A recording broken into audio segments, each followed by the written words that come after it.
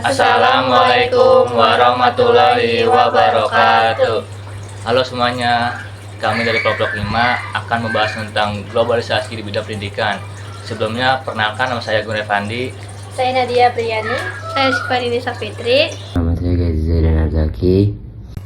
Pengertian globalisasi adalah proses semakin terhubungnya masyarakat di berbagai negara karena adanya perkembangan teknologi, komunikasi, dan informasi. Dengan adanya globalisasi, informasi dan pengetahuan dari berbagai negara dapat dengan mudah kita akses. Sedangkan globalisasi di bidang pendidikan adalah perkembangan dalam dunia pendidikan yang dipengaruhi oleh kemajuan teknologi, komunikasi, dan kerjasama antar negara. Sekarang kita tidak hanya belajar dari buku atau dari guru di kelas, tetapi juga bisa mendapatkan materi dari internet.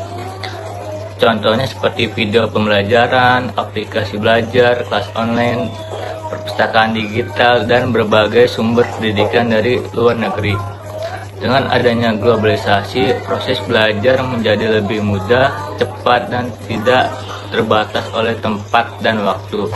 Dampak positif di globalisasi.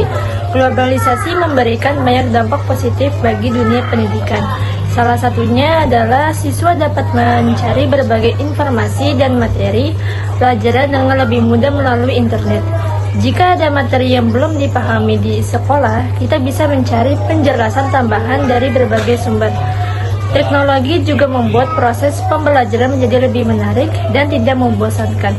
Guru dan siswa dapat menggunakan video pembelajaran, presentasi, aplikasi edukasi, maupun kelas online untuk mendukung kegiatan belajar.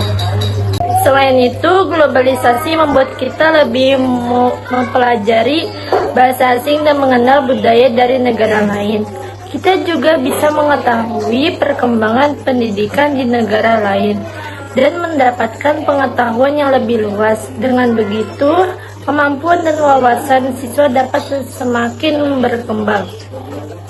Dampak negatif dari globalisasi.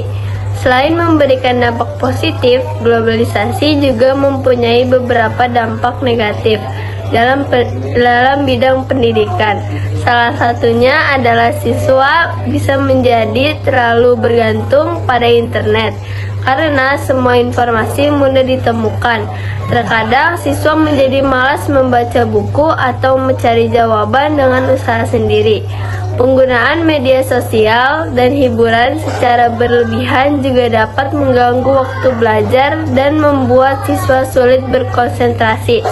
Selain itu, tidak semua informasi yang ada di internet benar dan dapat dipercaya.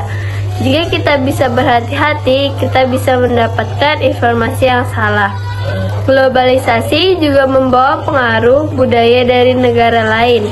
Jika tidak disikapi dengan bijak, pengaruh tersebut bisa membuat kita melupakan atau kurang menghargai budaya Indonesia. Oleh karena itu, kita harus bisa mengambil hal-hal positif tanpa meninggalkan budaya dan nilai-nilai bangsa sendiri. Untuk menghadapi globalisasi di bidang pendidikan, kita sebagai pelajar harus bisa menggunakan teknologi dengan bijak dan bertanggung jawab.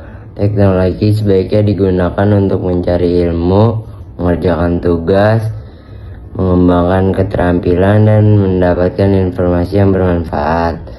Kita juga harus bisa belajar memilih informasi yang benar dengan memeriksa sumbernya dan tidak langsung percaya pada berita yang belum jelas. Selain itu, kita perlu mengatur waktu antara belajar, menggunakan media sosial, bermain, dan beristirahat.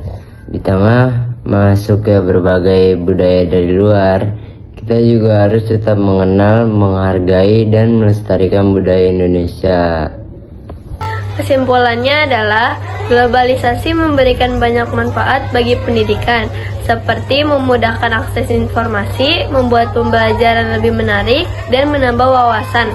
Namun, globalisasi juga memiliki tantangan seperti ketergantungan terhadap internet, penyebaran informasi yang salah, dan masuknya pengaruh budaya asing.